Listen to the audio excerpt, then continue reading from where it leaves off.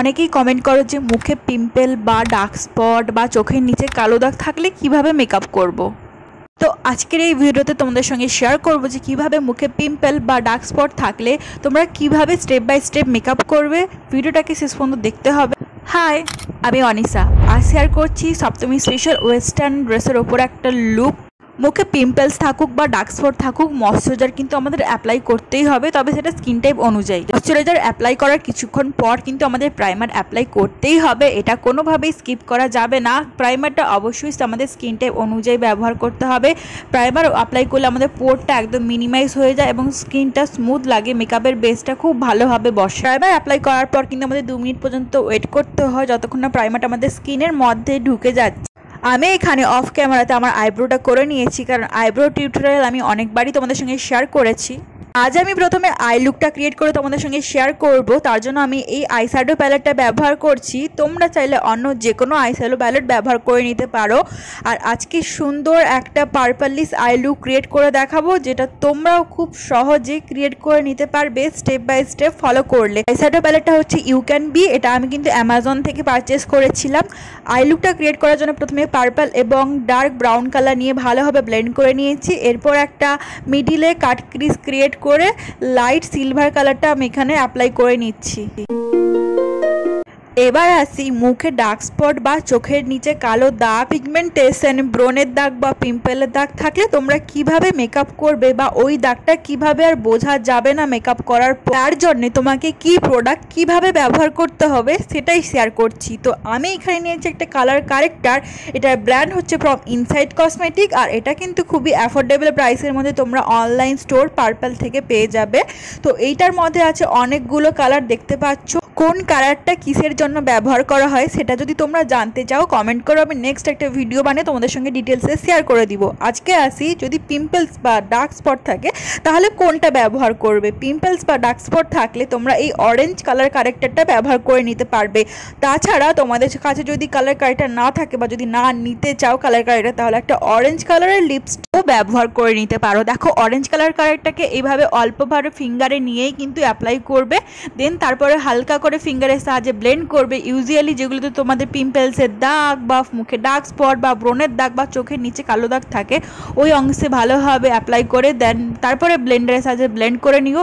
এবং এইটাকে কিন্তু পুরোপুরি ব্লেন্ড করা চলবে না, যাতে মনে হয় যেন কালার কারেক্টার ইউজ করেছে ওইরকম যেন থাকে, ওভার ব্লেন্ড যেন না হয়ে যায়, বা আবার ব্লেন্ড ঠিকভাবে না করলেও চলবে না। আমি যেরকম ব্লেন্ড করেছি ওই রকমই ব্লেন্ড করতে হবে। এরপর একটা কনসিলার নিতে হবে, আর কনসিলারটাকে কিন্তু কালার কারেক্টার যেখানে যেখানে আমরা অ্যাপ্লাই করেছি ওর ওপরে কিন্তু কনসিলারটাকে অ্যাপ্লাই করতে হবে, আর তারপর এইভাবে ব্লেন্ডারের সাহায্যে ভালোভাবে ব্লেন্ড করে নিও। দেখবে তোমাদের সমস্ত ডার্ক স্পট একদম ভ্যানিশ হয়ে গেছে। এরপর আমি এখানে একটা ফুল কাভারেজ ফাউন্ডেশন নিয়েছি ফ্রম মাই গ্ল্যামের থেকে। এই ফাউন্ডেশনটা কিন্তু দেখো আমি 2 ড্রপ জাস্ট হাতে নিয়ে তারপরে এখানে প্রথমে ব্রাশের সাহায্যে ফেসে অ্যাপ্লাই করে নিচ্ছি, দেন তারপরে আমি এখানে বিউটি ব্লেন্ডারের সাহায্যে ব্লেন্ড করে নিচ্ছি। অবশ্যই বিউটি ব্লেন্ডারটা যেন ভেজা থাকে, দেন তারপরে ব্লেন্ড করবে। তো ব্লেন্ডিংটা খুব সহজ হয় এবং খুব ফ্ললেস লাগে। আর যদি ডার্ক স্পট থাকে বা পিগমেন্টেশন থাকে বা চোখের নিচে ডার্ক সার্কেল থাকে, তাহলে কিন্তু একটা ফুল কাভারেজ ফাউন্ডেশন ব্যবহার করা খুবই দরকার। নেক্সট এই কালার কারেক্টার প্যালেট থেকে কন্ট্রোল সেটটা নিচ্ছি। কন্ট্রোল সেটটা দিয়ে আমি এবার ফেসটা এবং নাকটাকে ভালোভাবে কন্ট্রোল করে নিচ্ছি। দেখতে পাচ্ছ কতটা সুন্দর ফেসটা লিফটেড লাগছে, মানে ফেসটা আমার স্লিম লাগছে। তো তোমরাও কিন্তু এইভাবে করে নিতে পারো। যারা পাতলা আছো তারা এই স্টেপটাকে স্কিপ করে দিতে পারো। তবে কন্ট্রোল ব্যবহারে কতগুলো টিপস বা ট্রিক্স আছে, যেগুলো ব্যবহার করলে তোমার ফেস মোটা বা পাতলা দুটোই দেখাতে পারে। এখানে আমি দেখালাম কিভাবে কন্ট্রোল অ্যাপ্লাই করবে আর কিভাবে করবে না। যেহেতু আজকে তোমাদের সঙ্গে শেয়ার করছি দুর্গাপূজার সপ্তমী লুক, তার জন্য আমি এখানে টিন্ট ইউজ করছি অ্যাজ আ ব্লাশ হিসাবে। এই টিনটা কিন্তু অনেক বেশি পিগমেন্টেড, আর এটা তোমরা লিপসে অ্যাপ্লাই করতে পারবে। নেক্সট আমরা ফিরে আসি আবার আই লুকে। আই লুকটাকে কমপ্লিট করার জন্য আমি আমার চোখের ওয়াটার লাইনে এবং চোখের আইলিডের লাইনারের লাইনেও কিন্তু এই কাজল আইলাইনারটা অ্যাপ্লাই করে নিচ্ছি উইং শেপে। দেখো, আর নিচে একটা ব্রাউন কালারের আইশ্যাডো দিয়ে ভালোভাবে কাজলটাকে স্মাচ করে নিচ্ছি যাতে ঘেটে না যায়। নেক্সট আমি এখানে ফলস আইল্যাশেস ব্যবহার করছি, এটা অপশনাল, তোমরা চাইলে ব্যবহার করতে পারো বা নাও করতে পারো। আই লুকটাকে একটু হাইলাইট করার জন্য আমি এখানে ব্রাউ বোনে হাইলাইটার এবং ইনার কর্নারেও হাইলাইটার অ্যাপ্লাই করে নিয়েছি। তো গরমের মধ্যে এবং ভিড়ের মধ্যে যাতে আমার মেকআপটা না ঘেটে যা একটা জায়গাতেই স্টে থাকে, তার জন্য ফেসে খুব ভালোভাবে পাউডার অ্যাপ্লাই করে নিচ্ছি।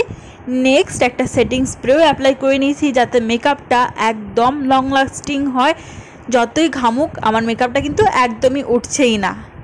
ব্লেন্ডার দিয়ে ভালোভাবে ব্লেন্ড করে নিচ্ছি। পুজোর মেকআপ গ্লো ছাড়া কিন্তু একদমই ইনকমপ্লিট, তাই আমি এখানে একটা ক্রিম হাইলাইটার অ্যাপ্লাই করে নিচ্ছি ফিঙ্গারের সাহায্যে, দেন ভালোভাবে ব্লেন্ডও করে নিচ্ছি। তো নোসেও কিন্তু এইভাবে হাইলাইটার অ্যাপ্লাই করতে হবে যাতে আমার নোসটা খুবই সুন্দর স্লিম লাগে এবং হাইলাইটও লাগে। তবে লিপস্টিক ছাড়া কি কখনো মেকআপ কমপ্লিট হয়? তার জন্য আমি এখানে প্রথমে ব্রাউন কালারের একটা লিপ লাইনার দিয়ে ভালোভাবে লিপটাকে লাইন করে নিয়েছি অ্যান্ড দেন একটা নিউড কালারের লিপস্টিক অ্যাপ্লাই করে নিয়েছি মেবলিনে 06 নাম্বার। কিন্তু এই কালারটা কিন্তু আমার দারুণ লাগে, তোমরা কিন্তু ট্রাই করে দেখতে পারো। This is my final look. আশা করি তোমাদের মুখে যদি পিম্পল বা ব্রণের দাগ বা চোখের নিচে ডার্ক স্পট থাকে তাহলে কিন্তু এইবার খুব সহজেই মেকআপ করে নিতে পারবে। আর যদি কোনো ধরনের প্রবলেম হয় তাহলে অবশ্যই আমাকে কমেন্ট করে জানিও। সবাইকে অগ্রিম শুভ সপ্তমী। ভিডিওটা ভালো লাগলে একটা লাইক এবং শেয়ার করে দিও।